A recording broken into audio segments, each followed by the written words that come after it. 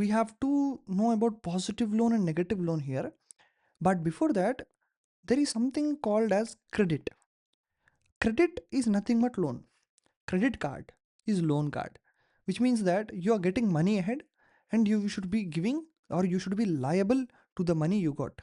Whether it might be with interest, with it might not be with interest, leave about that. But it is a loan. It is not yours, which you should give back. That is what the meaning of the credit or loan means. So now let's go with positive loan. What is positive loan? Basically, a loan is taken, production is done, and then a loan is cleared. So this is basically a positive loan. There is no problem here.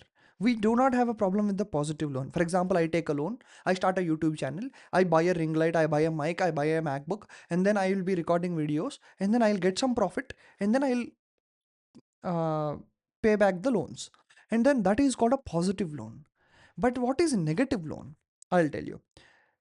Negative loan is nothing but a loan is taken, production is done, it is low or failed, and then unable to pay the loan. So again, the loan is taken to pay the previous loan. This is what called as a debt trap or the negative loan.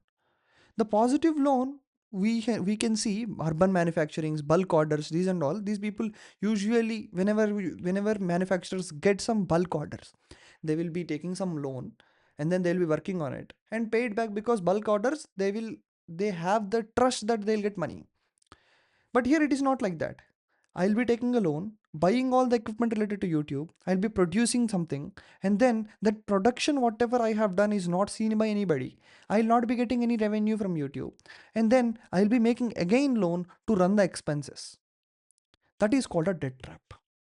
Sometime I have to sell my laptop, I have to sell my microphone, I have to sell my ring light, I have to sell my mobile phones, everything to clear off those loans. That is sometimes asset selling is also required. So now let's see something called as terms of credit.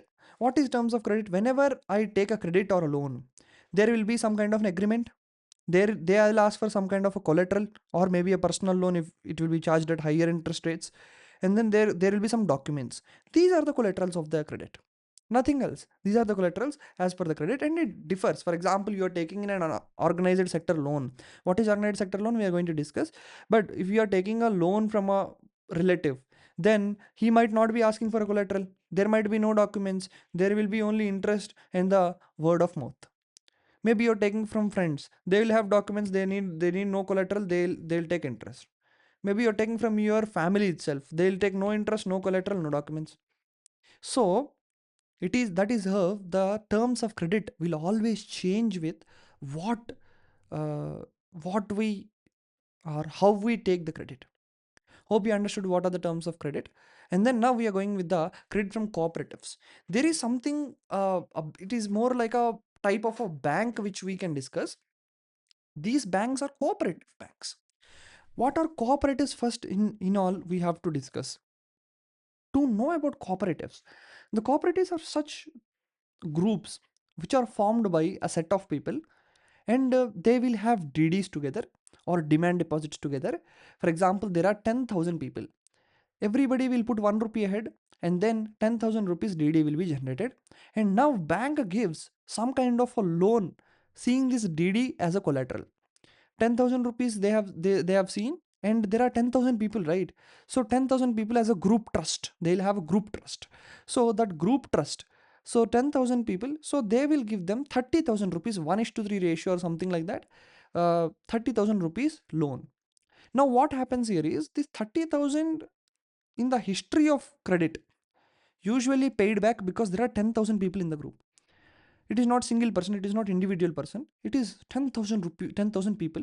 So 30,000 will be paid, and the history of the cooperative banks or cooperatives is very good with the government and with the banks. So more of a this thing we will be talking about self-help groups, which is a similar concept.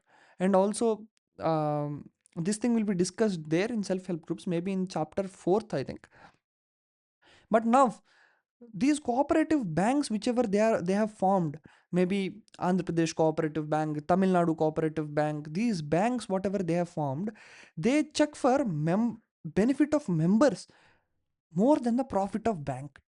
profit of bank is decreased, which means that low interest loans can be given to cooperative banks. From cooperative banks, you can expect that. So this asset shown, I have told you just now that loans to members will be given as per the asset. So we are just talking about the formal sectors and informal sector loans, right?